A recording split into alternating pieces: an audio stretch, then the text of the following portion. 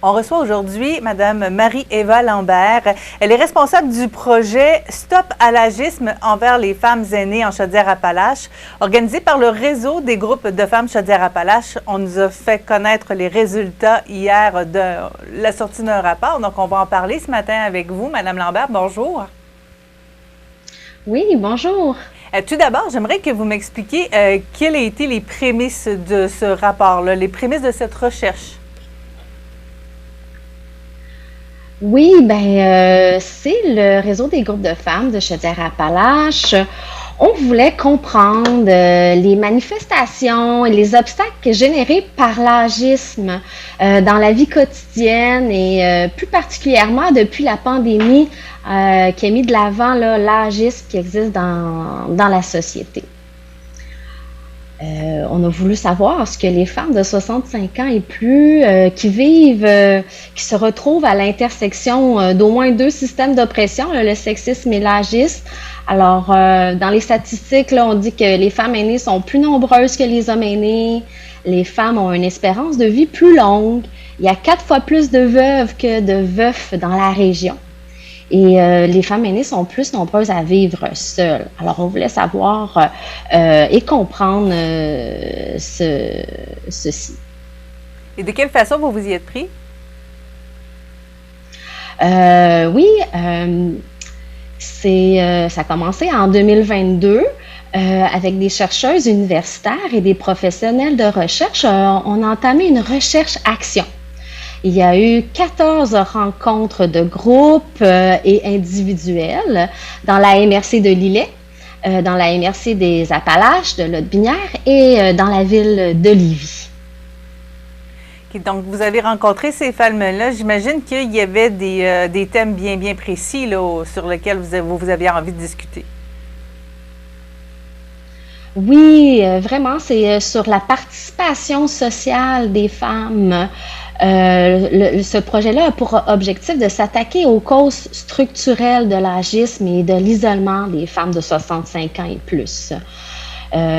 Puis ces résultats-là vont permettre de faire ressortir les actions structurelles concrètes et mettre en œuvre là, dans la région à partir des besoins et des obstacles révélés par ces femmes-là. Évidemment, quand on met en branle une recherche ou un projet comme ça, on a déjà une bonne idée des résultats qu'on va avoir. Est-ce que vous avez eu des surprises?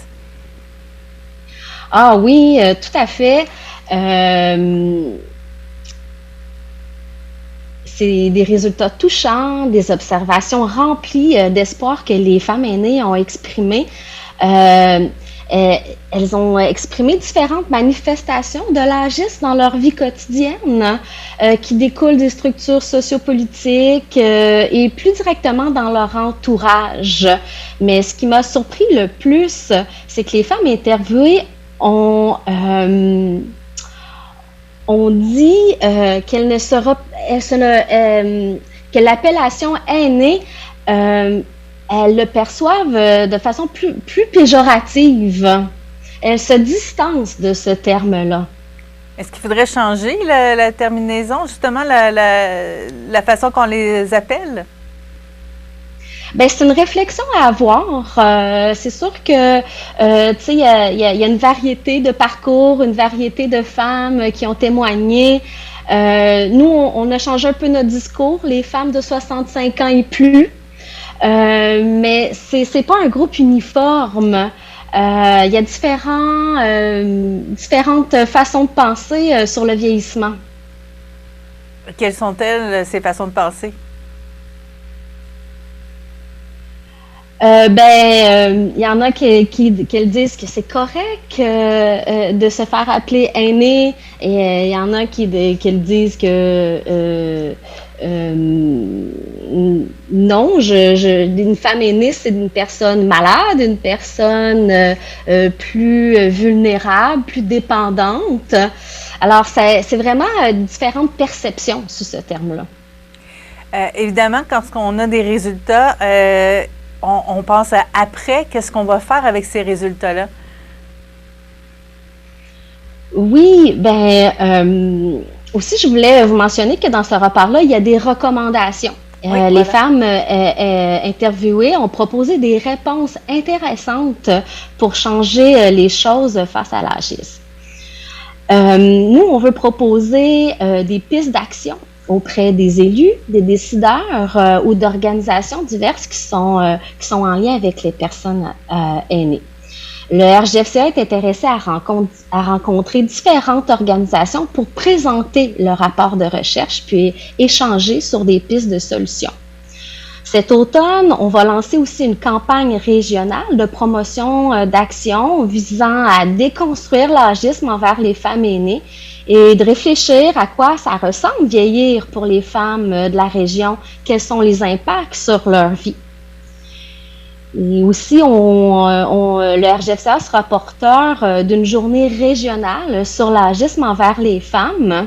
La date est à redéfinir, mais le public cible seront les gestionnaires, les travailleurs, travailleuses de la région qui agissent de près ou de loin avec les personnes aînées. Évidemment, j'aurais peut-être dû commencer l'entrevue avec cette question-là. Qu'est-ce que c'est exactement l'agisme face aux femmes? Oui, l'agisme, c'est le fait d'avoir des préjugés ou des comportements discriminatoires envers des personnes ou des groupes en raison de leur âge. Et puis là, envers les femmes, c'est que les femmes de 65 ans se retrouvent à l'intersection d'au moins deux systèmes de domination, le sexisme et l'agisme. C'est vraiment des préjugés qu'on peut avoir, préconcevoir des idées face à ces personnes-là. Donc, ce serait un peu comme dire, de dire à une femme, c'est peut-être pas une bonne idée d'aller faire ça, tu n'as peut-être plus l'âge de faire ça. Ce serait à ce niveau-là? Oui, exactement. On en parle justement dans le rapport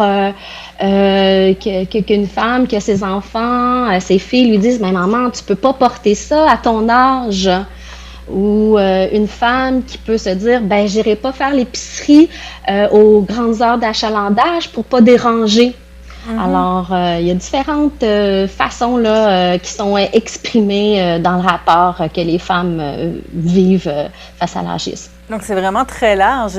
Si on prend pour les gens qui sont près de nous, les enfants, le mari ou les frères, les sœurs autour, de quelle façon est-ce que ces femmes-là vont pouvoir se sortir de cette problématique-là? Oui, c'est une grande question, mais surtout, il ne faut pas oublier que nous, on ne veut pas mettre ça sur les épaules des femmes de 65 ans et plus. C'est vraiment un projet structurel où on veut sensibiliser les personnes, les décideurs, décideuses et les élus à changer certaines structures qui sont proposées. Donc, évidemment, il y a toujours beaucoup de travail à faire de ce côté-là. Le regroupement des groupes de femmes de Chaudière-Appalaches travaille sur plusieurs projets en même temps. Est-ce qu'il y a d'autres projets présentement qui sont en cours? Oui, il y a le projet sur la charge mentale des femmes. Il y a ma collègue là, qui cherche actuellement des participantes qui seraient intéressées à s'exprimer sur la charge mentale. Il y a le plan, puis il y a un autre de mes collègues aussi qui travaille sur le plan santé pour les femmes avec plusieurs intervenants dans la région. Il y a aussi la mise à jour de l'état de situation de la pauvreté des femmes qui va sortir dans les prochains jours également. On a plein de rapports, on a plein d'informations que les gens peuvent venir s'informer à ce sujet. À quel endroit on peut aller s'informer justement? Sur notre site internet qui est femme avec un sca.com. Très, très simple. Et c'est au même endroit si on veut s'inscrire et participer aux différents projets? Oui, c'est ça, de contacter mes collègues. On est au bout du fil. On peut toujours nous appeler au bureau.